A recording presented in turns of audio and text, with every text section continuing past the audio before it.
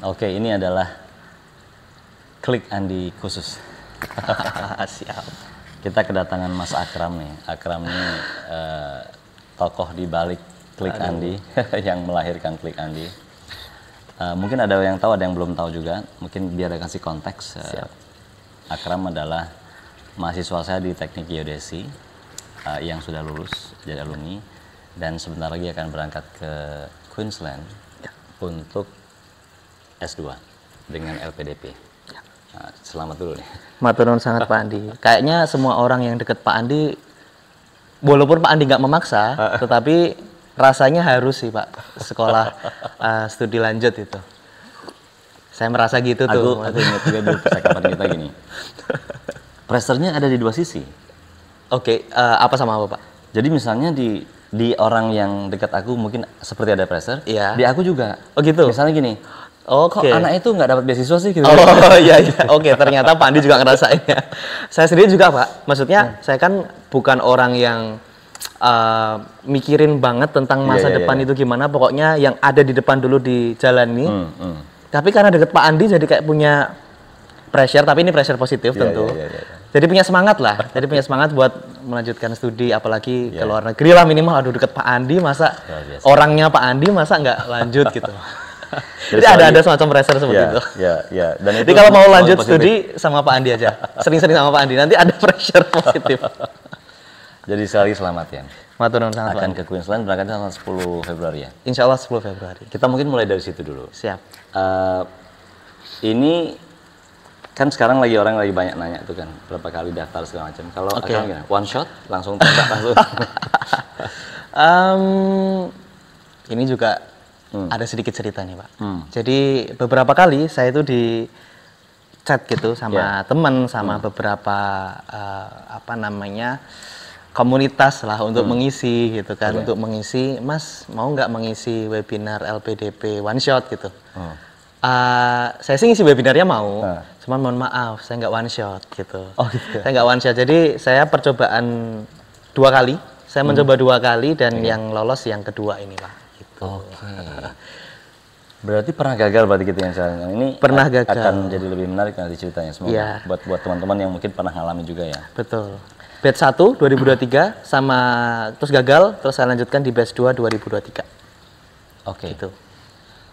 Nah, yang menarik tuh biasanya gini, orang bilang bagusnya kalau daftar, kok sering banget dapat yang gitu. Bagusnya kalau daftar beasiswa LPDP ini udah punya LOA dulu atau belum. Nah, kalau dalam kasusnya Akram gimana? Apakah dua-duanya itu udah dapat LOA atau tidak dapat LOA atau gimana?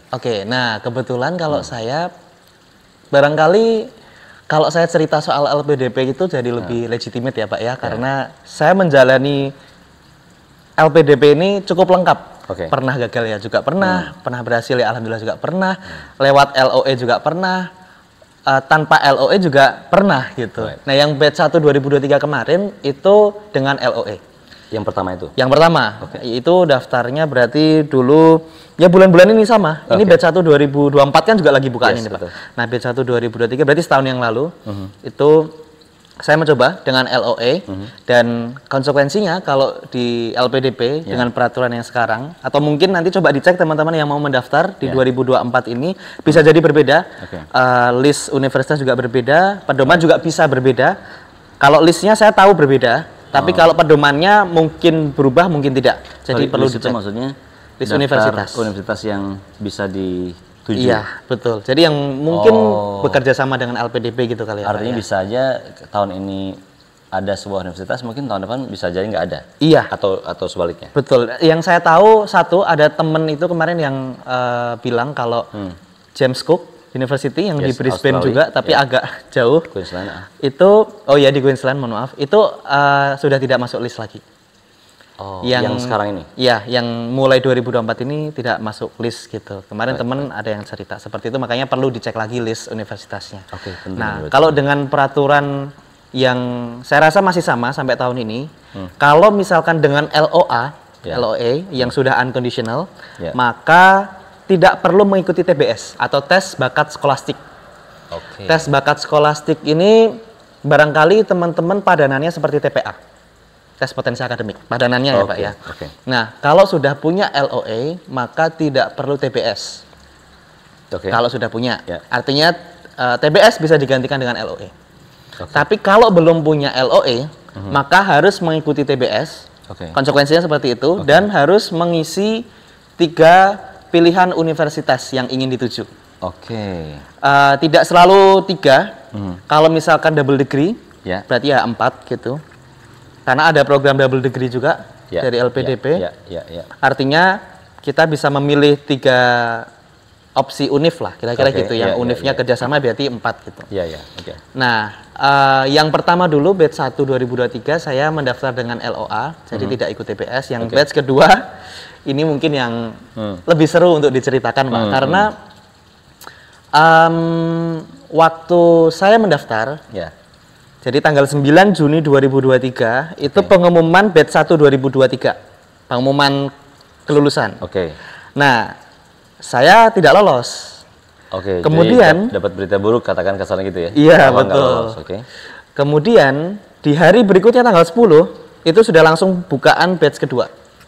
Dan di saat itu pula, di hari itu pula saya langsung mencari LOE lagi ke beberapa univ. Karena pengen daftar untuk batch 2 itu sekalian gitu. Iya, betul. Dengan harapan nanti batch 2 itu ya dengan LOE lagi sehingga tidak ikut TBS. Karena jujur aja saya tuh agak keberatan sebetulnya untuk belajar lagi, terus nanti tes lagi gitu, agak keberatan. Makanya saya tuh pengen banget dengan LOE, dengan harapan agar nanti tidak ikut TBS. Nah, tapi yang lucu, ini lagi-lagi orang tua saya itu mengajarkan untuk selalu mencari hikmah gitu Pak, dari setiap kejadian, entah gagal entah berhasil. Kalau ini kata orang tua, dan itu terjadi di saya, kalau Allah itu mau ngasih, maka akan dipermudah. Kalau Allah nggak mau ngasih, ya nggak akan dipermudah. Ada aja halangannya gitu. Nah, termasuk kejadian juga di saya waktu mencari LOE, saya kan pengen banget dapat LOE. Artinya sebelum tanggal 10 Juli, karena kan 1 bulan pendaftarannya. Buka mulainya 10 Juni, deadline 10 Juli. Selama sebulan itu ya? Selama sebulan. Saya berharap itu dapat LOE. Tetapi ternyata sampai H-3 waktu itu belum ada LOE yang rilis gitu. Saya itu juga belum nulis esai Pak, berarti kan. Jadi kan esai itu kan berdasarkan LOE kita atau berdasarkan opsi univ kan gitu. Jadi dengan kata lain, kalau udah dapat LOE, kita bikin esainya sesuai dengan ya akan mau ke Universitas X, udah jadi pasti. Satu gitu kan? aja gitu. Tapi kalau misalkan belum dapat LOE kan berarti 3-3-nya harus ditulis. Karena opsinya 3 tadi Opsi 3 itu harus ditulis. Berarti esai kita pasti lebih panjang, lebih kompleks lah kira-kira. Betul, gitu. Lebih rumit dan memikirkan, kita harus research untuk mata kuliahnya apa, profesornya siapa dan sebagainya itu lebih banyak lah. Karena harus 3 itu ya. Harus 3 itu. Nah, sampai Amin 3 itu belum dapat LOE. Sorry, daftar kemana aja? Yang pertama saya daftar yang di tempat saya sekarang, UQ, the University of Queensland. Terus yang kedua Otago, New Zealand. Yang ketiga RMIT gitu. Melbourne ya. RMIT ini seingat saya baru mau submit, seingat saya. Tapi yang jelas saya udah nggak follow up lagi. Maksudnya waktu itu karena udah mepet. Saya udah nggak follow up lagi, makanya yang 2 ini yang akhirnya dapat LOE, yang saya agak lupa RMIT sepertinya nggak saya lanjutkan. Tapi waktu itu pengen mendaftar, jadi 3 ini yang menjadi target saya. Nah, univ-univ ini itu ternyata nggak mengeluarkan LOE sampai dengan H-3, H-2, H-1 pun saya perlu untuk LPDP maksudnya, itu belum dapat. Berarti kan deadline-nya 10 Juli tadi ya? 10 Juli. Berarti tanggal 9 pun belum ada? Belum ada. Nah, lucunya begini lucunya. Tanggal 10 itu penutupan, Pak. Tanggal 10 penutupan LPDP. Ya udahlah, akhirnya saya mikir H-3, H-2 itu saya udah harus mulai nulis tuh. Karena kalau just in case kan? Iya, just in case. Dan itu udah mepet banget, jangan dicontoh ya teman-teman ya. Jadi jangan contoh ini. H-3 itu udah mulai saya tulis. Terus H-2 belum dapat, H-1 belum dapat, ya udahlah. Saya akhirnya menulis dengan tanpa LOE. Jadi esainya itu saya compose dengan tanpa LOE. Jadi 3-3-nya saya masukkan, saya riset semua, masukkan 3-3-nya, dan ya udahlah. Sampai di jam penutupan pun belum dapat LOE, udah saya submit. Nah, paginya, ketika tanggal 10, Itu penutupan. Jadi malam, jam 12 malam itu penutupan. Paginya jam 8 atau jam 9 itu dapat 1 LOE dari Otago. Itu aduh, menurut saya unik, Pak. Yeah. Karena berarti ini kelihatan banget Allah itu nggak mengizinkan saya untuk dengan LOE. Kamu harus berjuang lebih keras lagi gitu untuk mendapatkan apa yang kamu inginkan gitu kan. Oke, itu jadi kasarnya itu kok seperti dikerjain banget gitu. Karena bedanya cuma sehari gitu. Nggak sampai sehari tuh, Pak. Nggak sampai sehari. Ternyata rilis LOE-nya dan oke lah, berarti Allah pengen saya buat lewat TBS nih. Mungkin inilah mendorong atau diri saya itu harus didorong lebih dari batas saya lah, kira-kira begitu. Jadi you have to push your limit. Ya, betul. Jadi yang saya biasanya nggak pernah belajar TPA, TBS apalagi, itu ya mau nggak mau harus belajar gitu. Mungkin itu yang Allah inginkan. Jadi artinya kalau tadi di belakang sedikit, bikin essay-nya harus lebih serius dan lebih panjang, karena harus ngomongin 3 universitas. Betul. Jadi harus belajar untuk TBS juga. Iya, betul. Ibaratnya kamu jangan santai-santai aja gitu kan. Betul. Yang mana itu tidak terjadi di batch pertama. Di batch sebelumnya, karena udah pakai LOE. Iya. Tidak pakai TBS gitu kan ya. Iya, dan kalau saya pikir, oh ya pantas saja saya gagal. Maksudnya terlalu mudah. Terlalu mudah mungkin. Dari Allah pengennya kamu tuh bisa, pasti dikasih dorongan dikit tuh bisa. Gitu. Iya. Nah, akhirnya saya lanjutkan ke TBS. Iya. TBS pun juga saya agak-agak tidak terbiasa dengan belajar TBS. Karena waktu itu saya bekerja, Pak. Bekerja di BBWS Rayo Opak.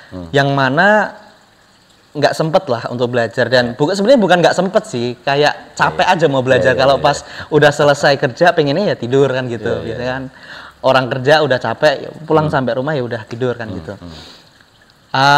Saya terpaksa harus. Tapi bahan belajar ada ini? Bahan belajar ada. Apa tuh? Berupa apakah? Buku yang tebel itu TPA Bappenas. Oh, iya. Jadi seperti contoh-contoh soal dan segala macam ya? Iya, betul. Kata orang kan TBS mirip lah sama TPA Bappenas. Makanya saya pinjem waktu itu ke temen buku TPA Bappenas yang tebel itu.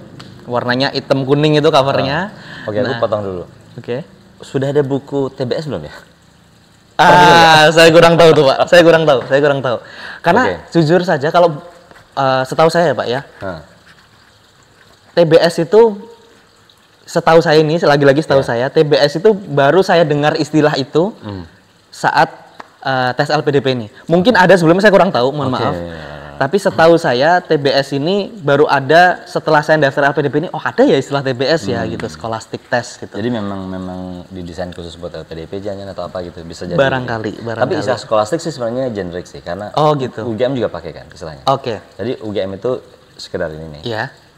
Jadi kalau mau masuk ke Alita, mau masuk internasional, dia ikut juga namanya itu Gajah Mada Scholastic Test. GMST. Jadi istilah scholastic itu ya sebenarnya generik ya, Pak ya.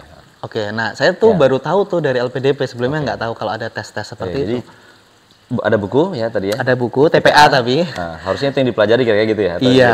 Tapi saya baru sempat buka paling ya 2 kali lah. Itu pas kerja sambil iseng-iseng aja buka, itu pun saya nyoba ngerjain soal salah semua. Akhirnya ya udahlah, pokoknya yang penting nyoba tahu struktur soalnya seperti apa, pokoknya pernah aja lah. Artinya saya harus meyakinkan diri saya bahwa saya tuh ya mungkin bisa gitu. Waktu itu ya entahlah bisa atau enggak, pokoknya jalani aja kan gitu. Akhirnya TBS, dan di hari-harinya saya ngerjakan itu banyak ngitung beniknya, Bang, ngitung kancing baju. Jadi banyak yang nggak selesai, kayak hitung-hitungan pola, hitung-hitungan matematika, numerik dan lain sebagainya. Itu banyak yang nggak selesai, jujur aja. Ini juga FYI ya, Pak ya. Semua mata kuliah, hampir semua mata kuliah hitung-hitungan matematika di geodesi saya ulang, Pak. Ini mungkin nggak banyak orang tahu. Jadi semua mata kuliah, ya saya rasa semua lah, hampir semua itu yang isinya hitung-hitungan, semua saya ulang. Tadi wajar, saya tuh nggak suka hitung-hitungan. Dulu bahkan waktu SMA itu ada matematika peminatan. Itu pun waktu guru saya tahu, guru saya itu tahu bahwa saya itu harus remedi. Itu tuh nggak ngira gitu. Loh, ya maksudnya kan orang lihatnya saya tuh pinter atau apa. Sebenarnya kan ya nggak semua hal saya tahu kan gitu, Pak. Dan ternyata matematika atau hal-hal yang berbau hitungan itu tuh menurut saya agak-agak tidak saya sukai gitu. Sehingga saya ulang, dan termasuk juga di TBS itu banyak soal yang nggak bisa terhitung sampai ketemu jawabannya itu banyak gitu. Jadi artinya mungkin Akram melihatnya itu bukan strong point-nya kira-kira gitu. Iya, betul. Bukan strong point saya, Pak. Jadi waktu ngerjain TBS juga ya bisa-bisaan aja menghitung ini kancing baju dan lain sebagainya, banyak nggak selesai. Tapi paling tidak mencoba TPA itu kan mendapatkan gambaran ya. Iya, betul. Struktur soalnya terutama, Pak. Iya, Jadi setidaknya tahu nanti, oh kira-kira seperti ini gitu. Nah, terus yang membedakan barangkali ada SJT, Social Judgment Test. Itu soal yang jawabannya itu benar semua gitu, Pak. Tapi mana yang paling benar, mana yang paling cocok dengan situasi kondisi gitu, itu yang akan dinilai. Dan itu yang bagian SJT itulah yang nanti nggak ada keluar nilainya langsung waktu selesai tes. Jadi kan TBS itu kalau udah kita finish, udah di submit, itu langsung muncul nilainya. Tetapi khusus SJT nanti, seingat saya waktu itu tidak ada nilainya. Jadi hasil yang ada muncul setelah selesai tes itu bukan hasil akhir. Karena hasil akhir nanti munculnya di portal pendaftaran. Nah, waktu itu juga TBS pun saya itu passing grade seingat saya, Pak. Karena sekarang itu LPDP menggunakan passing grade. Jadi benar-benar transparan. Ada nilai minimalnya berapa? Betul. Gitu ya? Kalau dulu kan mungkin orang gambling gitu. Ini sebenarnya aku lolos nggak sih, gitu apa dan sebagainya. Tiba-tiba aja tidak lolos, tiba-tiba aja lolos gitu. Nah, sekarang ada passing grade. Nah, passing grade itulah yang menjadi tolak ukur kita bisa mengukur diri lah kita kurangnya di mana dan lain sebagainya. Nah, TBS juga ada passing grade-nya. Waktu itu seingat saya passing grade atau lebih dikit lah. Pokoknya bukan yang nilainya tinggi banget ya, pokoknya lolos saja gitu. Nah, TBS juga pas-pasan, ya alhamdulillah lolos. Artinya saya mikir waktu itu, kayaknya Allah mau ngasih nih gitu, mau ngasih rezeki nih gitu. Karena saya nggak pernah belajar, nggak pernah suka hitung-hitungan, tetapi di TBS ternyata lolos gitu. Yang saya tidak kira, saya tuh udah selesai pas submit itu aja tuh mikirnya udah serahin aja lah, tawakal aja lah, ini kayaknya nggak bakal lolos nih kayaknya gitu. Tapi lolos gitu. Jadi kayaknya Allah mau ngasih nih. Masih 50% tuh rasanya, Pak.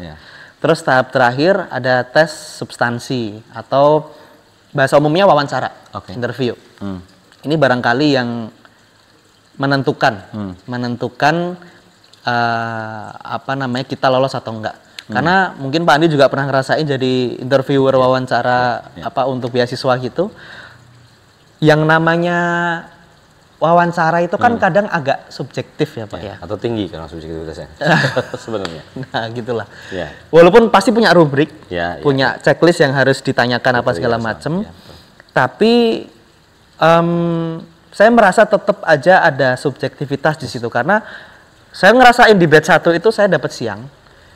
Itu agak beda tuh vibes-nya gitu. Orang nanya, interviewernya nanya itu tuh rasanya beda aja sama saya yang di batch kedua pagi dapatnya. Dan satu hal lagi yang saya makin yakin kalau Allah tuh mau ngasih adalah dulu di batch 1, 2/3 dari pewawancara itu bertanya dengan bahasa Inggris, 1 dengan bahasa Indonesia. Nah, yang di batch kedua semuanya berbahasa Indonesia. Yang mana itu tidak sama sekali saya bayangkan. Saya tentu nyiapkan dengan bahasa Inggris, Pak. Karena mau keluar negeri kan? Iya, betul. Dan wajar lah sepertinya kalau orang menyiapkan dengan bahasa Inggris, pertama keluar negeri, terus dan kayaknya itu sudah menjadi standar minimal aja gitu. Iya, by default gitu buat LPDP gitu kan. Saya menyiapkan dengan bahasa Inggris, tapi yang keluar bahasa Indonesia.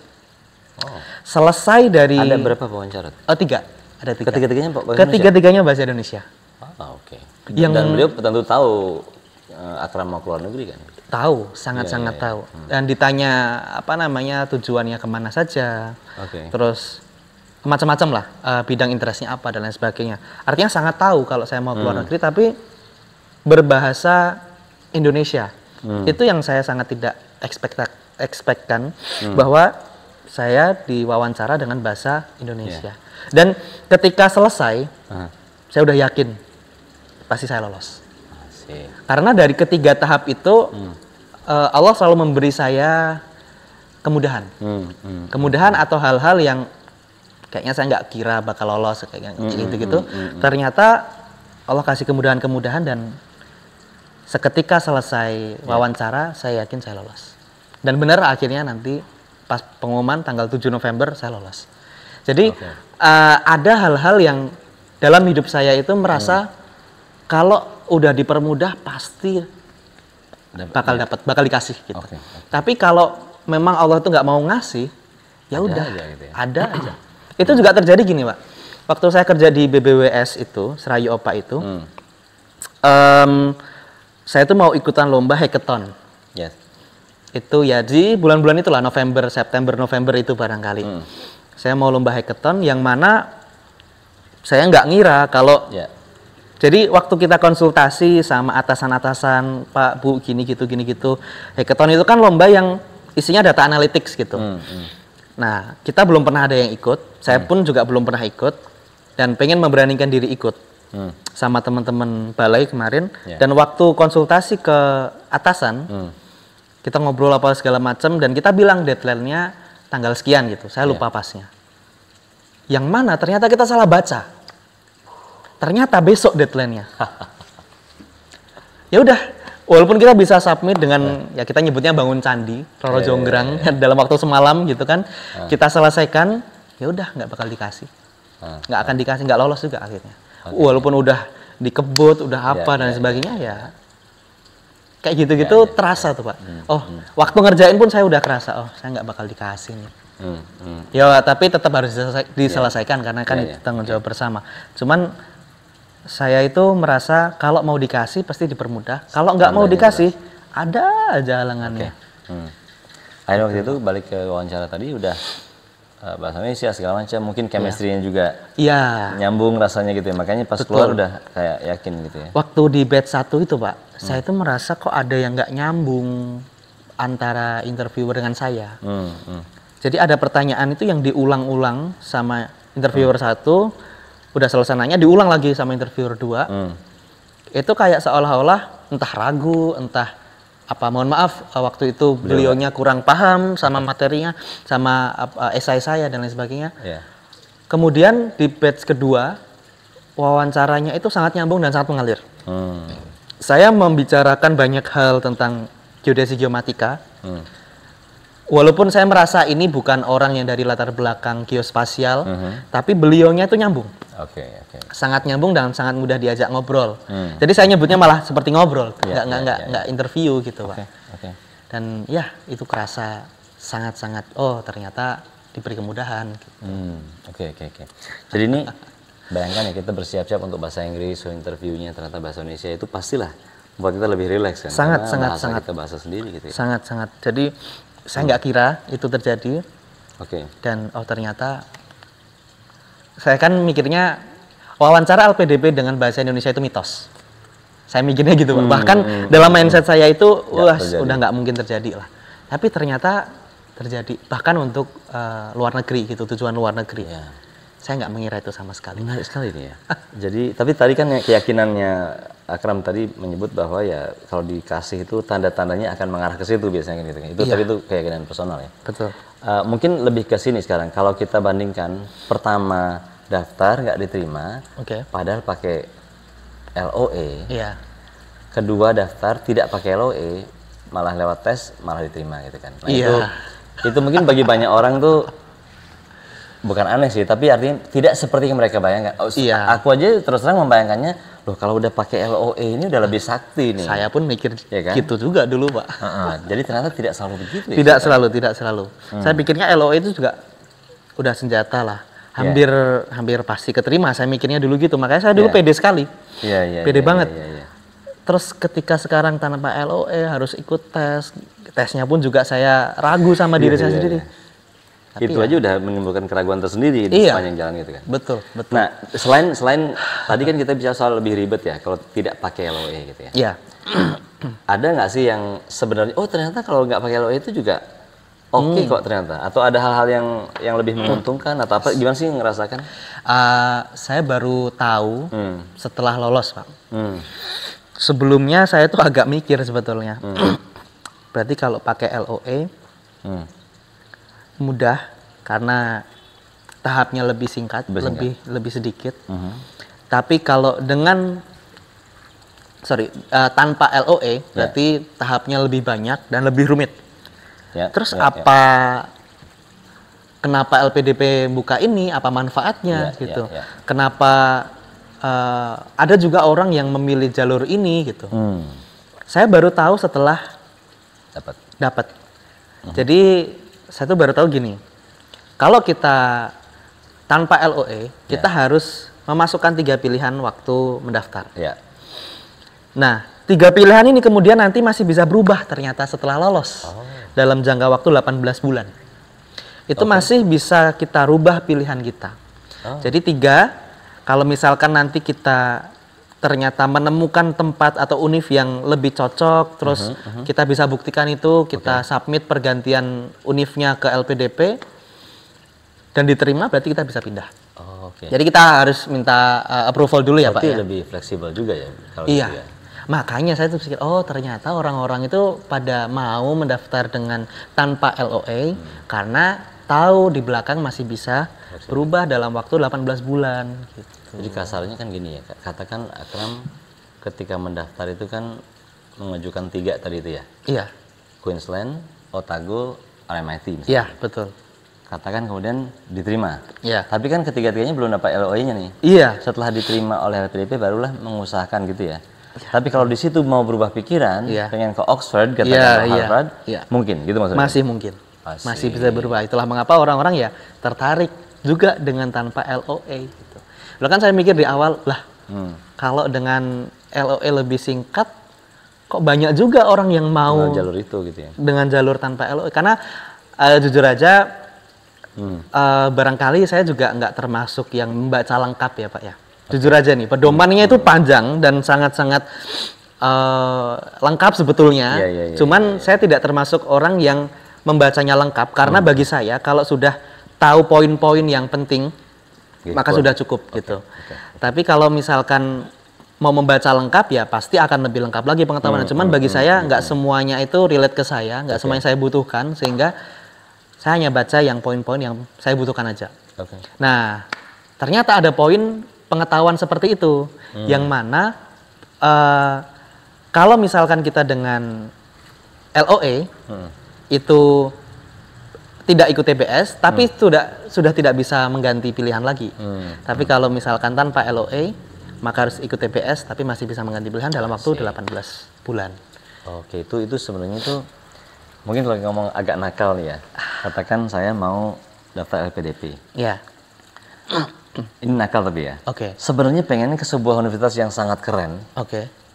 Tapi tuh kayaknya susah gitu ya. Iya. Ya udahlah, pas aku daftar sekarang aku jangan menyebut itu deh, misalnya gitu kan kasarnya. Iya. Aku sebut aja dulu universitas lain yang 3 yang gampang saya ceritakan. Kan bisa aja begitu. Bisa, dan itu kan tidak melanggar hukum sebenarnya. Tidak melanggar. Gitu ya. Oke, dan tapi nanti sepertinya ada juga yang seperti itu Pak ya. Saya yakin ada yang berpikir demikian itu. Ya, artinya gitu ya. Misalkan 3 yang dipilih pertama ini, opsi pertama ini adalah hal-hal atau univ-univ yang memang sudah punya kedekatan dengan kampus atau kedekatan dengan dosen pembimbing atau apa yang mudah diceritakan tadi. Ketika nanti udah lulus, barulah dia berpindah. Dan itu sudah tidak lagi, setahu saya, itu tidak lagi kita memberi tidak diwawancara lagi sama LPDP, tidak yang udah lolos. Yang penting udah dapat LOE-nya di situ kan.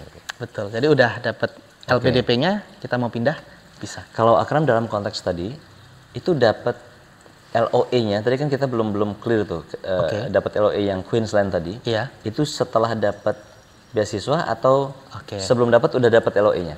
Sebelum pengumuman maksudnya? Iya, yang Queensland ini sebetulnya saya tuh baru dapat di bulan September, Pak. Itu pun conditional. Alright. Jadi lama ini. Tapi udah submit ya? Udah submit LPDP, tapi belum pengumuman, betul ya? Iya, betul.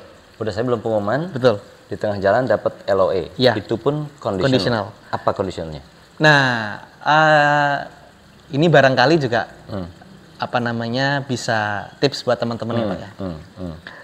Saya tuh kan baru tahu tuh kalau kita mendaftar dengan agen itu jauh lebih mudah. Sebenarnya kita di Klik Andi juga pernah ngundang agen ya Pak ya dulu. Tapi saya tuh nggak ngeh banget kalau agen itu benar-benar sangat-sangat mempermudah. Nah, dulu saya itu mendaftar sendiri, benar-benar mandiri, saya daftar apa-apa semua saya kumpulkan sendiri. Gitu, ya. Dapat conditional itu karena ada dokumen yang harus dilegalisir ke notaris. Itu yang membuat dokumen-dokumen saya itu belum bisa, jadi dianggap kurang gitu. Jadi kondisionalnya hanya di situ, lengkap sebetulnya, cuman ada yang belum dilegalisir. Padahal dari UGM juga sudah ada barcode itu yang bisa untuk ngecek keabsahan keaslian itu, tapi ternyata itu tidak diterima sama UQ. Nah ternyata kalau ini diurus sama agen, ya udah. Udah ngerti lah gitu-gitu ya. Terima jadi dan jauh lebih cepat. Jauh beda banget Pak. Beda banget durasinya antara diurusin sama agen sama ngurus sendiri. Bener-bener kalau agen ya bisa nanyain, terus bisa kasarannya keluar LOE besok pun bisa gitu. Kalau sama nggak bayar kan ya? Nggak bayar, gratis, bener-bener gratis. Gitu. Yang saya, waduh, kenapa dulu saya nggak pakai agen ya? Tapi anyway gini, karena saya mendaftar sendiri, mandiri, jadi ngerti bener-bener tiap tahapan, bisa menceritakan juga kayak gitu Pak. Nah itu saya baru dapat September, itu pun kondisional, terus saya urus ke notaris.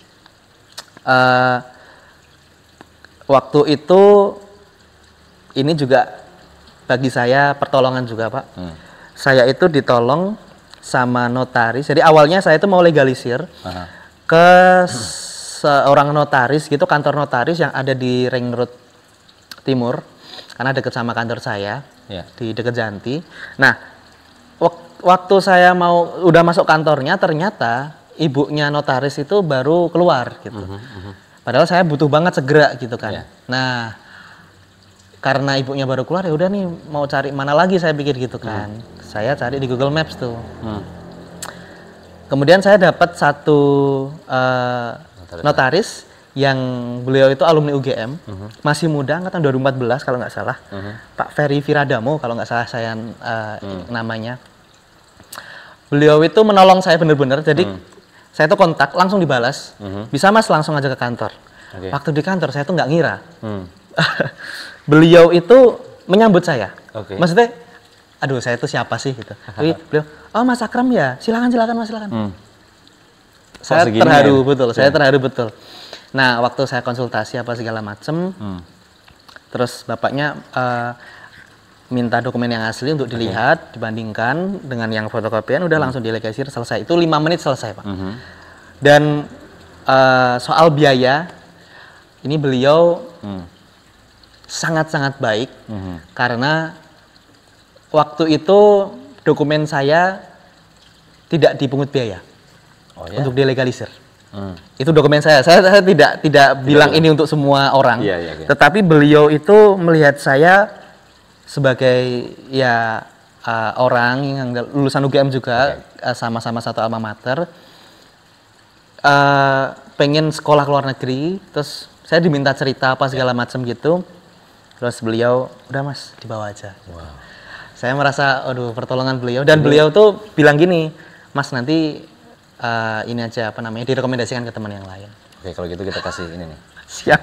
Kalau di sini nih ada alamatnya nih. Alamatnya nanti saya kirimin Google Maps-nya Pak.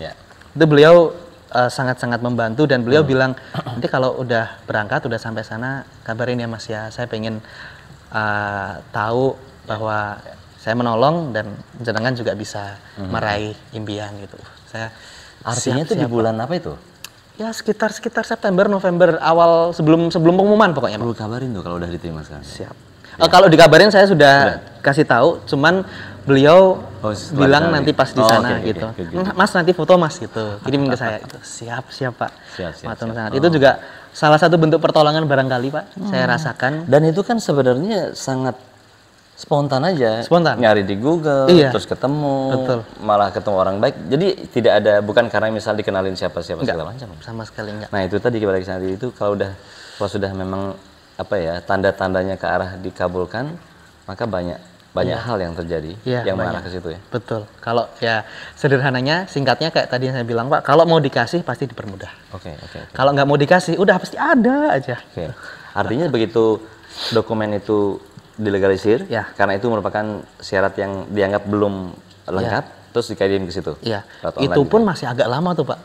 Baru LOE rilis tuh pekan setelah pengumuman LPDP. Pengumuman LPDP itu 7 November Oke. 2023 dan baru rilis LOE-nya tuh kayaknya bulan ketiga November ya.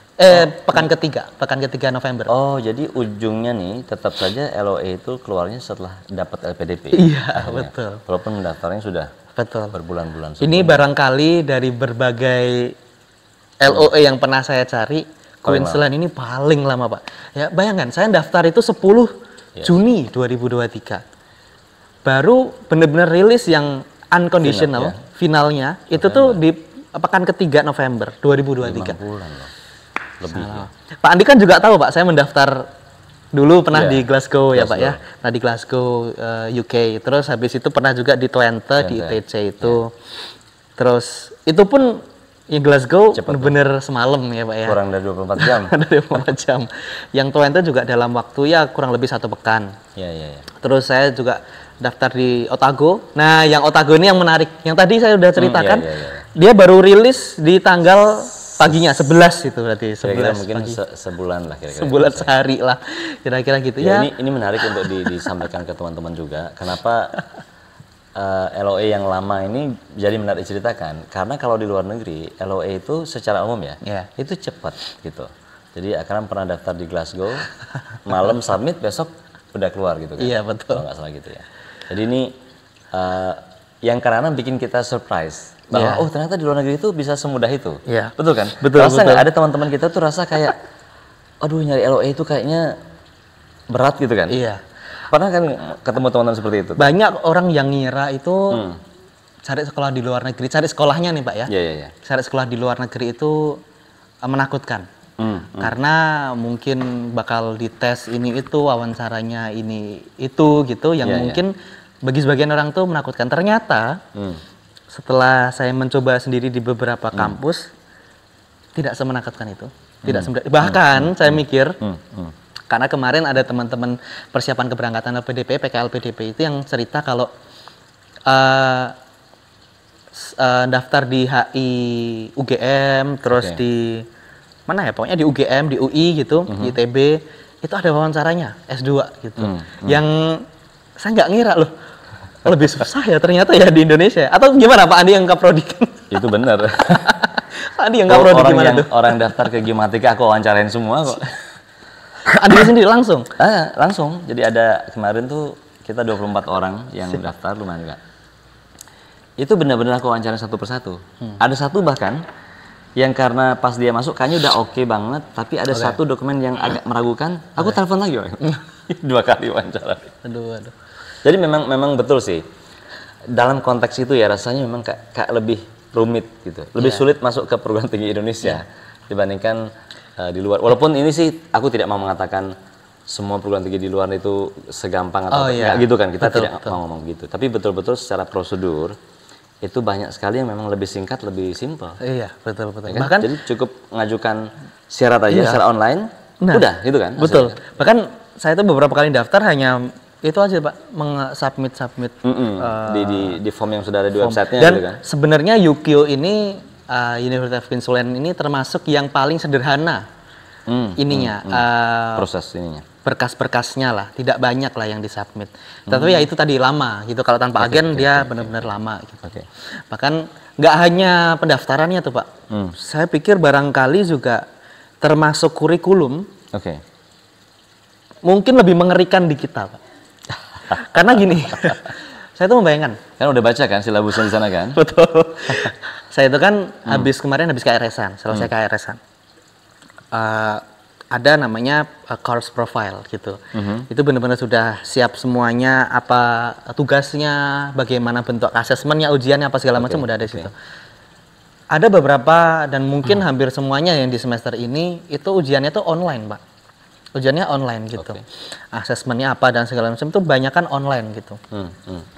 Saya bayangkan kalau di kita itu ujian tiap semester ada, presentasi. 2 kali. Nah tuh presentasi juga kadang tuh kalau dosennya pas lagi pengen ya presentasi gitu. Soalnya kalau di course profile yang dari UQ itu kan udah jelas nanti pekan kesekian presentasi, pekan kesekian tidak presentasi, pekan sekian kuis, pekan sekian apa. Kalau di kita kan kadang udah pekan depan presentasi gitu.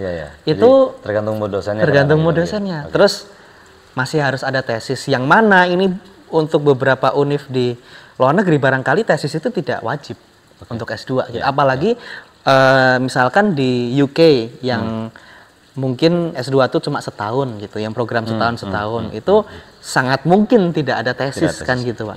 Sehingga kadang tuh kalau secara kurikulum jujur aja malah lebih menakutkan di Indonesia kadang.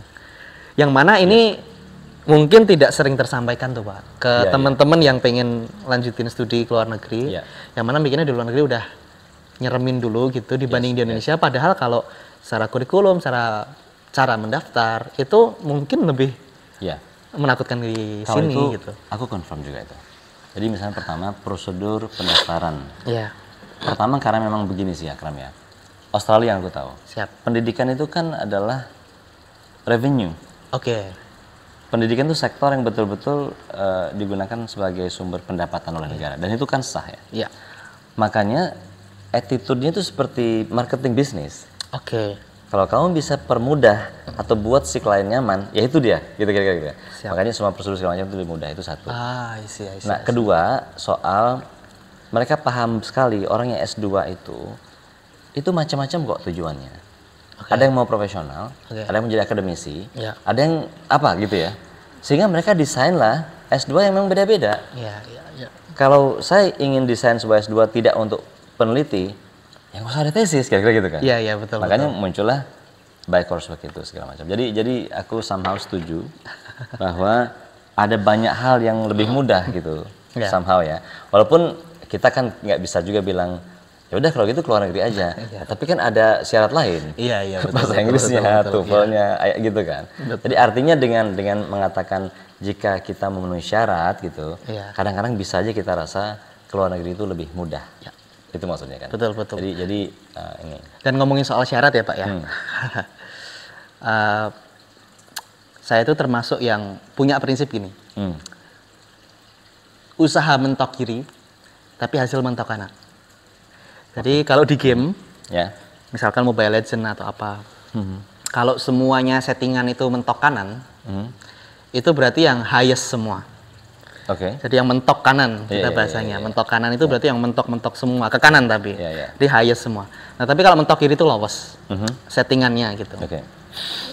Saya tuh punya prinsip usaha lowest, usaha mentok kiri maksudnya, usaha mentok kiri tapi hasil mentok kanan. Karena gini, ada teman-teman saya tuh lihat waktu SMA terutama mencapai paralel tinggi itu dengan usaha yang mati-matian, Pak. Paralel tinggi dengan usaha yang mati-matian. Itu kan wajar. Artinya mencapai paralel tinggi dengan usaha yang mati-matian itu wajar. Kemudian setelah lulus gitu, terkadang mendaftar di perguruan tinggi yang sebenarnya tidak perlu syarat setinggi itu. Atau misalkan ada yang paralel tinggi, kalau daftarnya terus ke kedokteran itu kan wajar. Tapi ada yang paralel tinggi. Ranking paralelnya tinggi gitu. Ranking paralelnya tinggi, tapi misalkan hanya mendaftar di perguruan tinggi yang sebenarnya sekian aja cukup gitu. Nah, yang menurut saya itu agak kurang pas adalah mencapai paralel tinggi, tapi goalsnya di perguruan tinggi yang sebenarnya nggak setinggi itu. Nggak perlu setinggi itu syaratnya gitu, syarat akademisnya. Sehingga apa? Kalau pas belajar waktu SMA itu tuh les bisa sampai 2 kali, 3 kali. Jadi pulang sampai rumah itu masih belajar lagi, lesnya sore les, malam les, pulang juga masih belajar. Menurut saya itu hidup jadi nggak enjoy Pak. Karena semua mentok kanan. Kalau mentok kanan semua, hasilnya juga mentok kanan, wajar. Memang seharusnya seperti itu. Tetapi seninya adalah kalau kita usahanya mentok kiri, tapi hasilnya mentok kanan. Nah, ini juga barangkali juga saya pelajari waktu kemarin bekerja di BBWS Serayopa, karena BBWS Serayopa ini di Kementerian PU, Kementerian PUPR, di bawah Dirjen SDA Sumber Daya Air, ada namanya ekonomi teknik. Ekonomi teknik itu letak seninya engineer menurut saya, Pak. Jadi dengan duit minimal, tetapi hasilnya tetap sesuai standar. Gitu. Jadi misalkan, mau bangun jembatan nih misalkan, duitnya 1M. Bisa bangun jembatan dengan duit 1M wajar. Tapi bagaimana kita punya duit cuma 100 juta, katakanlah ini hanya perumpamaan, tapi tetap kokoh, layaknya 1M. Nah, disitulah letak seninya seorang engineer. Nah, ini, atau misalkan di bisnis, Pak Andi kan juga pebisnis nih, beberapa bisnis Pak Andi geluti. Pasti pengennya, restock itu dengan harga termurah, tapi kalau bisa dijual dengan harga tertinggi sehingga labanya besar. Nah, ini yang saya terapkan dalam kehidupan sehari-hari, Pak. Usahanya itu mentok kiri, tapi hasilnya mentok kanan sehingga enjoy jalan hidup tuh nggak rush gitu, nggak terkejar-kejar sama hal-hal yang harus sekian, padahal nanti goalsnya nggak perlu setinggi itu. Makanya khususnya dalam LPDP ini semua syarat barangkali saya itu mentok kiri. IELTS mentok kiri, TBS itu juga hasilnya tadi saya ceritakan mentok kiri. Terus passing grade. Pokoknya pas untuk lulus saja. Iya, untuk gitu yang wawancara substantif juga mepet-mepet ke passing grade. Pokoknya lolos saja. Ya kan yang penting lolos kan gitu. Yang penting lolos. Makanya hidup jadi enjoy. Jadi punya waktu untuk ini dan itu. Karena kalau misalkan kita mentok ke kanan semua, hasilnya kanan juga, mentok kanan ya wajar. Tapi bagaimana kita bisa usahanya mentok kiri tapi hasilnya mentok kanan, disitulah seninya. Gitu, menarik sekali ini. Walaupun kita tentu sepakat juga teman-teman yang memang begitu prinsipnya monggo juga. Betul. Itu sangat tapi aku setuju somehow. Itu namanya kita berstrategi, mungkin bahasa yang lebih seremnya gitu ya. Betul. Kalau saya memang ingin, ini kan sama aja dengan kalau di manapun ada pepatah gitu ya. Misalnya kalau kamu mau membunuh tikus gitu, nggak usah pakai granat. Iya. Kira-kira gitu itu kira-kira bahasa sederhananya. Perumpamaan betul. Jadi saya udah tahu nih mau ke LPDP nanti mau ke sebuah universitas misalnya gitu ya. Ke situ tuh aku udah tahu tuh IELTS-nya segini. Atau TOEFL-nya segini. Betul. Maka ketika saya mempersiapkan, ya udah itu. Yang artinya konsekuensinya kalau aku tadi mengutip apa yang Akram sampaikan, jangan dengan begitu ngesetnya saya jadi punya banyak waktu yang lain. Iya, sangat betul. Ya kan? Betul. Yang sebenarnya ini yang mau kutanyakan sebenarnya lanjutannya. Banyak punya waktu yang lain untuk melakukan hal yang lain seperti misalnya apa? Keterampilan lain. Iya, betul. Yang ternyata juga nanti ya entah perlu entah tidak nanti kita bahas ya. Nah, justru leading to that question sebenarnya yang aku mau tanyakan. Tadi kan kita bicara soal LPDP. Gini gitu.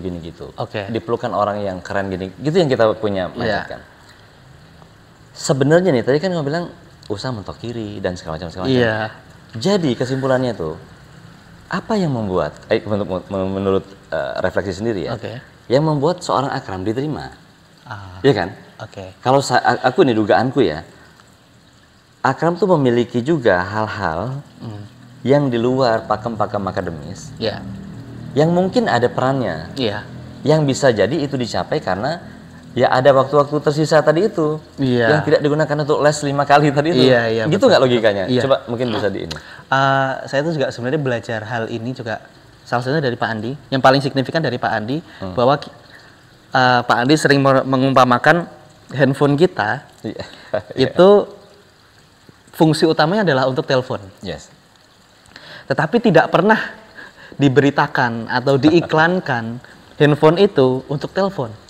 Tapi malah diiklankan kameranya atau RAM-nya, ROM-nya dan sebagainya. Artinya sesuatu itu dijual tidak dengan fungsi utamanya, tapi dijual dengan fungsi tambahannya. Itulah barangkali yang sering saya refleksikan bahwa ya saya itu harus memperkenalkan diri saya dengan fungsi tambahan. Nah, fungsi tambahan itu bisa didapat dari waktu yang tadi tuh, dari laba. Betul, dari laba yang tadi mentok kiri, usaha mentok kiri, tapi hasilnya mentok kanan, sehingga ada laba waktu di situ. Ada laba waktu di situ, dan laba waktu inilah yang kemudian saya gunakan untuk ya berbuat hal yang lain. Sebenarnya nggak seproduktif itu juga sih Pak. Cuman gini, barangkali sama prinsipnya. Ada hal kecil, tapi di branding jadi besar. Jadi apa hal-hal yang sehari-hari saya lakukan sebenarnya sama kayak Pak Andi juga saya ngelihatnya. Sehari-hari ngelakuin apa sih? Tapi kan Pak Andi hal-hal kecil gitu bisa buat orang inspiratif atau apa kan gitu tuh kalau di sosmed. Barangkali saya juga melakukan hal yang sama, Pak. Jadi mungkin tidak hal yang besar, tapi ketika diceritakan itu jadi bisa besar dampaknya gitu.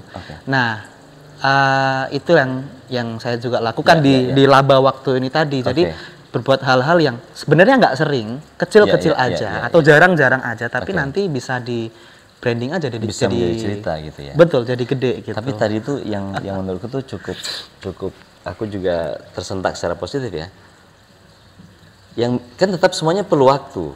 Iya kan? Betul. Oh, ternyata cara kita mengatur tadi itu jangan dimentokin kanan semua. Iya, kalau mentokin hidupmu sepaneng banget gitu. Betul, kapan belajar ngedit videonya gitu. Iya, betul banget. Dan di laba waktu itu sendiri kan juga banyak hal yang bisa dilakukan ya, Pak ya. Maksudnya gini, lagi-lagi tidak seproduktif itu sebenarnya saya. Saya tuh bahkan sering bilang ke diri saya sendiri dan ke orang lain, saya itu adalah orang termalas yang pernah saya kenal. Saya seorang Akram itu adalah orang termalas yang pernah saya kenal. Jadi saya tuh semalas itu. Maksudnya sering tidur, sering buka TikTok lah, kita semua anak muda, kita Pak Adi kan juga sering buka TikTok. Sebenarnya nggak seproduktif itu, tidak seinspiratif itu juga barangkali. Tetapi barangkali gini, perlu kita tahu kapan berhenti, kapan bergerak, gitu aja sih. Nah, masalahnya saya sering berhenti sebenarnya. Tapi ini menarik sebenarnya. Kalau itu kan semua orang ngalami sebenarnya. Artinya bukan semua lah, banyak sekali orang ngalami lah. Orang yang hook gitu di layar HP-nya dan ternyata lama sekali dan ternyata bablas. Aku pikir itu terjadi pada banyak sekali orang. Tapi yang menarik itu kan gini sebenarnya. Ketika kita ngalami hal itu, sekarang pertanyaan berikutnya gini. Kita sempat mengingat atau mencatat nggak dari apa yang terjadi untuk kemudian kita ceritakan? Iya nggak sih? Betul. Karena kan yang dianggap kita produktif itu kan bukan ketika nonton dan terlena itu, tapi ketika menggunakan itu untuk bercerita atau berkarya apapun lah. Iya betul. Nah, yang parah memang adalah ketika orang terjebak di situ dan sama sekali nggak berkarya. Nah, ketika dia berkarya, biarpun sebenarnya seperti istilah Akram tadi, saya tuh males sebenarnya, Pak. Tapi at least misalnya sebulan tuh dia pernah berkarya satu. Yang adalah hasil dari males-malesan tadi itu. Betul. Tapi jadi karya yang orang kan mengenangnya itu kan. Oh, dia itu. Betul. Padahal kan juga sebenarnya nggak sering-sering amat, nggak seproduktif itu juga atau apa. Pokoknya kecil-kecil tapi diceritakan. Nah, makanya barangkali kekuatannya tuh di cerita itu tadi, Pak. Jadi bahkan kita melakukan hal yang nggak penting, sepele, atau apapun, itu bisa jadi cerita yang kita nggak tahu mana orang yang terinspirasi dari cerita itu. Pak Andi kan juga sering ini, saya belajar dari Pak Andi ya, Pak ya. Bukan sering, maksudnya dulu waktu kita pernah ada project ngajar di SDN 2 Widoro, benar-benar tertancap ini quotes dari Pak Andi. Yang mana orang misalkan ada saudara atau siapa kita yang meninggal di jam 6 pagi, tapi kita baru tahu beritanya jam 11 siang, kapan kita sedih? Jam 6 atau jam 11? Udah tentu jam 11. Jadi orang tidak percaya dengan fakta, tapi orang percaya dengan cerita.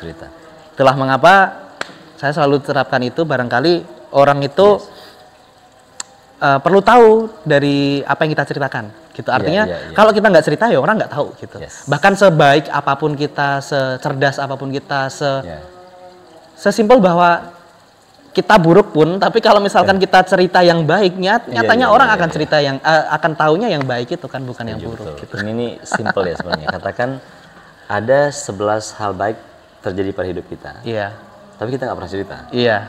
Nah, sementara orang lain ada 17 hal jelek terjadi padanya, tapi ada satu hal baik yang dia ceritakan. Tetap aja orang yang merasa, oh dia punya cerita baik. Betul. Dan itu malah menjadi fakta di kepala orang. Betul. Menjadi fakta, menjadi mewakili orang itu di depan orang lain. Nah, tadi kan kita udah bahas soal ini ya, soal macam-macam lah gitu ya. Ini tadi kan kita pasang di IG. Ada yang mau nanya nggak kepada Mas Akram? Ternyata banyak banget yang nanya nih. Kita langsung aja nanti ya, kita pokoknya fire aja gitu. Mungkin ini yang simple dulu. Kalau mau daftar S2 lewat LPDP itu, itu boleh fresh graduate atau harus punya pengalaman kerja? Syaratnya punya ijazah. Artinya mau fresh graduate boleh. Kalau belum punya ijazah belum bisa. Oke, berarti artinya kalau orang yang semester akhir sedang skripsi sebaiknya jangan dulu gitu ya? Sebaiknya jangan dulu. Oke. Fokus aja skripsinya dulu. Bener-bener. Oke, kemudian ini yang agak agak lebih kompleks sedikit. Oke. Tips menulis esai komitmen LPDP. Oke, kalau saya pribadi saya membandingkan antara yang dulu batch 1 sama batch 2 saya yang pernah coba. Yeah. Di batch 1 itu saya lebih cenderung melihat Indonesia ini secara luas. Oke. Kemudian di batch kedua saya melihat Indonesia ini secara sempit aja di ruang lingkup yang saya kerjakan sehari-hari. Oke. Ternyata menurut saya lebih cocok yang di ruang lingkup kita aja, nggak usah terlalu luas. Jadi kita melihat sudut pandang Indonesia ini hanya kecil aja, termasuk nanti ngomongin pengabdiannya, contoh-contoh konkret apa yang bisa kita lakukan, itu yang sehari-hari kita lakukan aja. Misalkan di tempat kerja, ataupun di kampus, ataupun di tempat kos kita, di desa kita. Di sudut pandangnya itu dulu yang harus dirubah. Jadi masalah komitmen itu bisa beda-beda antara orang, tetapi kalau sudut pandangnya udah disempitin dulu, pokoknya yang benar-benar real, konkret bisa kita lakukan. Nah itu pengabdiannya di situ. Jadi yang sepertinya nampaknya LPDP ini suka yang konkret. Oke. Tidak terlalu muluk-muluk. Oke. Tapi benar-benar solutif. Oke. Jadi apa yang sehari-hari kita hadapi. Aku bisa nambahin ini sebagai penguji. Ya. Kalau udah ada orang ngomongnya itu luas, besar, itu biasanya nggak tajam. Yes. Ya kan? Satu, kedua, kita tahu kamu nggak mungkin melakukan itu. Iya, kira-kira gitu kan. Betul. Jadi benar apa yang tadi Akram itu jadi nyambung di situ. Betul. Kalau disempitin, tapi konkret, Konkret. orang yang dengar juga, iya apa yang ngomong itu masuk akal. Iya, iya betul. Gitu. Bahwa seseorang tuh bisa melakukan itu gitu. Betul. Oke, good. Dulu di batch 1 saya agak terlalu luas. Oke. Nah, pas wawancara kan ditanya tuh biasanya nanti kontribusimu pas pulang apa gitu. Iya, betul. Kalau misalkan kita ngomonginnya terlalu luas, kayak ngoyoworo gitu bahasa Jawanya, terlalu kemana-mana, nggak to the point aja. Kita juga jadi susah menjelaskannya, karena kalau misalkan terlalu luas, antar daerah, antar suku itu aja tuh udah beda-beda dari temannya. Yes. Makanya kalau misalkan kita ngomongin di kantor kita aja, di desa kita aja, di kampus kita aja, itu udah konkret aja. Oke. Bayangin kalau misalkan kecil-kecil, tapi yang daftar seluruh Indonesia kan mendaftarnya semua melakukan itu. Ya udah, kena kan seluruh Indonesia. Iya. Gitu. Saya lihat sudut pandangnya LPDP. Oke, sangat menarik. Daripada semua orang bilang saya akan bangun Indonesia. Aduh, nanti yang mana ini pakai kan gitu. Oke. Gitu. Oke, ini tahapan paling sulit ketika seleksi LPDP. Menurut saya TBS, jujur aja, tes bakat skolastik, karena nggak pernah belajar. Tapi ya ternyata nggak semenyeramkan itu. Walaupun juga susah ya Pak ya, cuma tidak semenyeramkan itu. Tapi bagi saya paling sulit TBS. Oke, untuk ngasih konteks juga, artinya kan bisa juga teman-teman kalau mikirnya kira-kira begitu, bisa aja menempuh jalur LOE tadi ya? Iya. Oke, jadi dapetin dulu LOE agar nanti nggak kena itu. Misalnya bisa juga begitu gitu. Oke. Iya betul. Nah, ini agak filosofis nih. Oke. Gimana kunci ortu atau peran ortu mendidik anak sehingga Mas Akram mencapai hal ini sekarang? Ini dilakukan bapak saya terutama. Bapak saya punya filosofi yang, karena kalau udah ngomongin anaknya banyak, itu nggak bisa lagi hal-hal yang teknis-teknis, tapi harus filosofinya yang dijelaskan. Filosofi bapak saya itu education oriented. Oke. Udah 2 kata itu aja. Artinya kita tidak mengejar uang. Uang penting, sangat penting. Cuman yang utama dikejar itu adalah pendidikan. Oke. Karena apalagi kalau di Islam, di syariat Islam, kalau misalkan kita meningkatkan pendidikan kita, maka Allah akan meningkatkan derajat kita juga. Itu yang kami yakini gitu di Muslim. Nah, itulah juga yang diterapkan Bapak, yang didukung oleh Ibu juga, bahwa pokoknya kemanapun kita pergi, yang didahulukan adalah pendidikan. Duit nomor 2. Jadi bagi teman-teman yang mungkin ingin mengejar hal di dunia ini, kita ngomongin hal di dunia ini aja. Mungkin kalau yang bisa dipelajari dari keluarga kami adalah pendidikannya dulu yang dikejar. Nomor 2 baru duit. Gitu. Nah, itulah yang diajarkan sehingga barangkali hal-hal teknis nanti mengikuti. Mau sekolah di mana, mau jurusan apa, mau membidangi apa, itu belakang. Tapi yang penting education oriented. Dan tidak harus sekolah tinggi. Sekolah tinggi itu hanya salah satu bentuk manifestasi bahwa kita serius di pendidikan. Tetapi poinnya bukanlah ngomongin sekolah tingginya sampai S1, S2, S3, bukan. Tetapi pendidikannya. Mau mondok pun, mau nanti homeschooling sekalipun, yang penting yang diutamakan itu pendidikannya. Duit penting, tapi itu bukan hal utama yang harus dikejar. Karena duit bisa habis, tapi kalau pendidikan ya terus melekat. Gitu.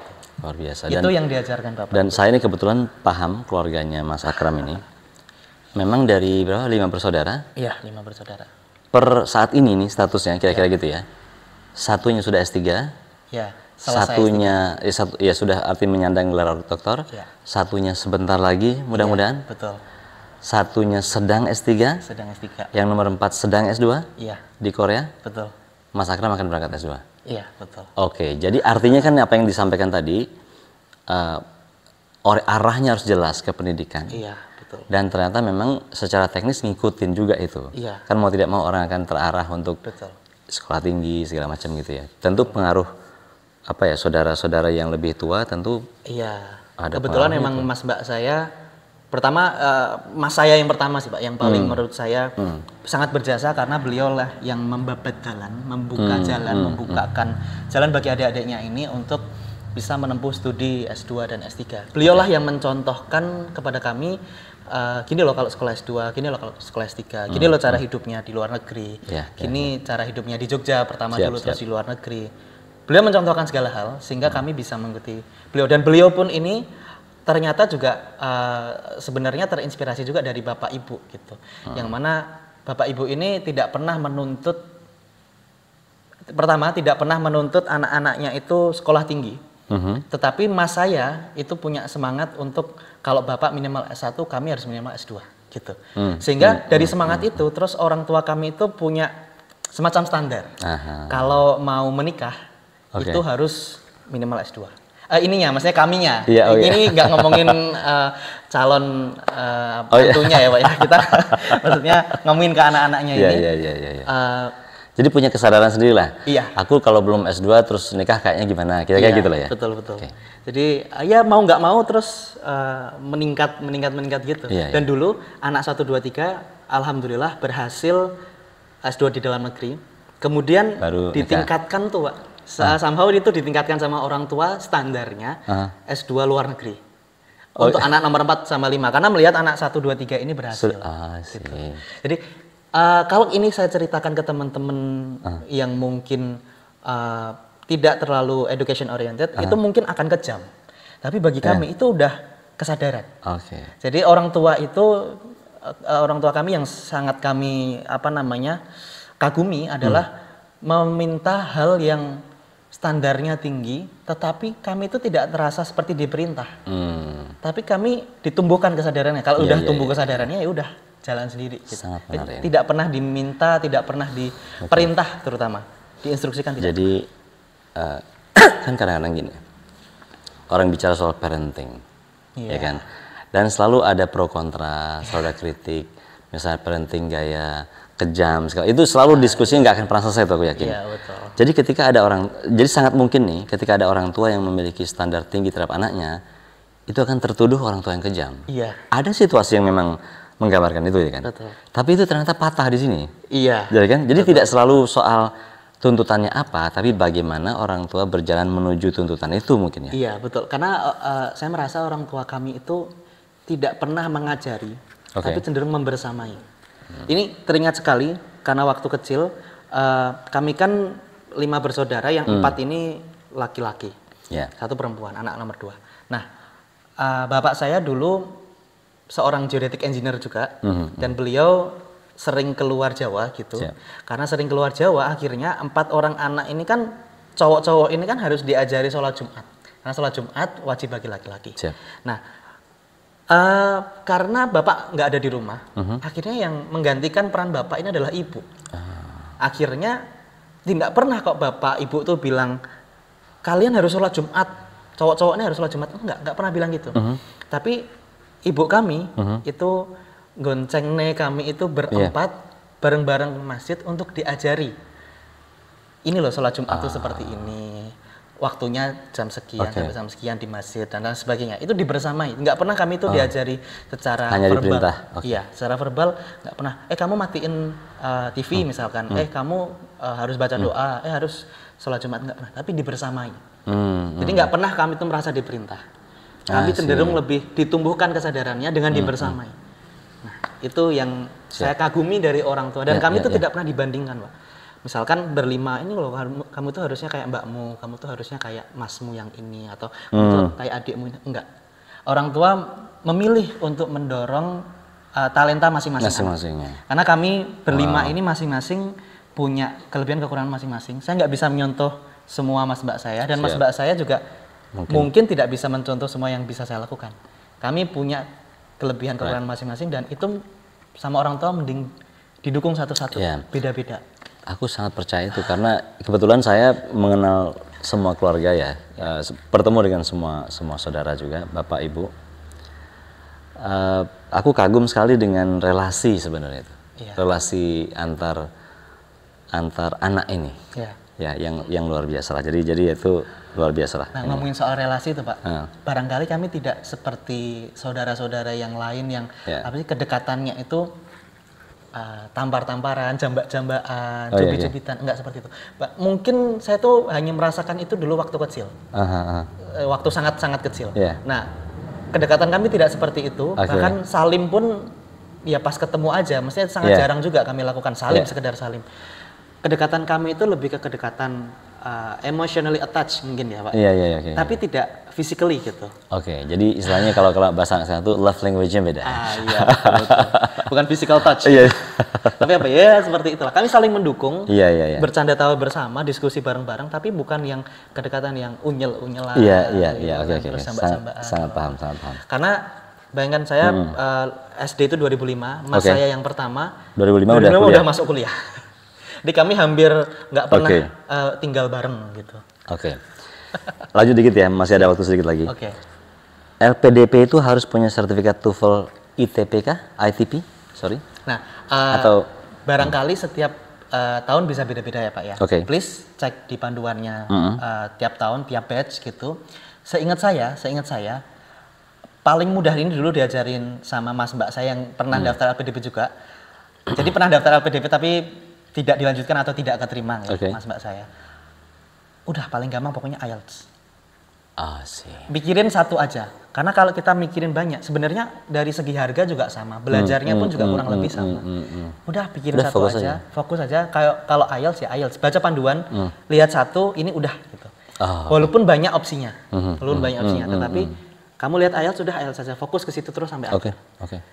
Kayak tadi seperti saya udah pernah bilang tadi juga sebelumnya. Mungkin tidak semua panduan itu saya baca karena tidak semuanya saya butuhkan. Yang saya butuhkan aja, saya ingat-ingat sampai akhir udah. Makanya saya cenderung pilih IELTS karena lagi pula belajarnya sama, dan IELTS kan menguji semua kemampuan ya Pak ya, dibandingkan TOEFL mungkin. Karena lagi bahasa di sini ada pertanyaan yang menarik nih. Sejak kapan sih sebenarnya Mas Akram tuh belajar bahasa Inggris? Ya kan? Jujur keluarga saya itu bukan keluarga yang banyak terpapar bahasa Inggris. Lebih banyak terpapar bahasa Jawa. Bukan juga sekolah di internasional? Sama sekali tidak gitu. Dan karena tidak sering terpapar, ya mau nggak mau memaparkan diri gitu aja Pak. Saya ingat dulu pertama kali dilibatkan di event internasional sama Pak Andi tahun 2020 sama Malaysia dan lain sebagainya. Itu barangkali menjadi batu loncatan saya yang pertama kali untuk belajar bahasa Inggris secara lebih serius. Sejak saat itu. Karena tiba-tiba rapat dengan orang Malaysia gitu. Mau nggak mau kan Pak. Jadi kadang itu gini, kalau misalkan teman-teman nggak bisa, udah ceburin aja. Kalau udah diceburin gitu ke sumur, ya udah mau nggak mau harus survive kan gitu. Somehow itu membantu kita untuk malah belajar memaksakan diri. Terus 2020 sampai saya baru ambil tes itu di tahun 2022. Jadi nanti Mei 2024 ini habis masa berlakunya expired-nya. Mei 2024. Jadi bukan juga orang yang udah sejak SD udah pintar bahasa Inggris yang gitu.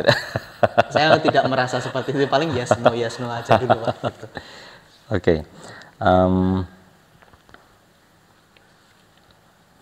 Ada orang tuh merasa gini, mungkin ini terakhir boleh ya.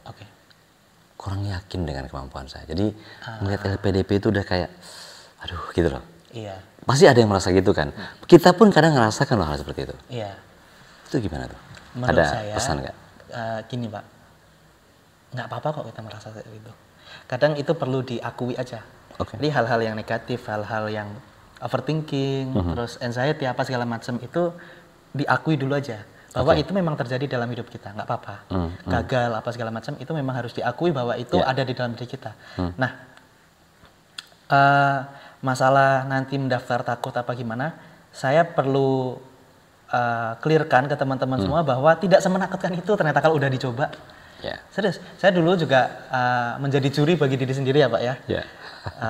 Belum apa-apa udah nggak mau jalan, belum apa-apa udah takut, belum apa. Jadinya kita menjuri diri kita sendiri Pak. Padahal yang harusnya menjadi juri itu orang lain. Nah, setelah dijalani, oh ternyata ya nggak semenakutkan itu. Ternyata ya hanya masalah waktu aja, masalah itu selesai. Gitu sih Pak. Menarik. Jadi ini, akhirnya saya nyoba. Betul. Seperti yang sering gue bilang, tugas kita kan nyoba, bukan jadi juri. Betul. Jadi jangan merangkap jabatan. Aku sering bilang Guyoni gitu kan. Yang jadi peserta kita, yang juri kita juga. Gitu kan. Ya saya menerapkan itu. Pak. Nah, oke. Saya kira tuh teman-teman sekalian ini akan ada banyak sekali yang akan kita obrolkan. Ini kan tentu yang bukan yang terakhir gitu. Kita akan, pokoknya sebelum Mas Akram berangkat ke Australia, kita akan kulik banyak sekali. Semoga nanti kita bisa bertemu lagi sebentar lagi, mungkin nggak terlalu lama, untuk belajar lebih banyak hal dari Mas Akram. Thank you. Matur nuwun Pak Andi, matur nuwun teman-teman. Thank you.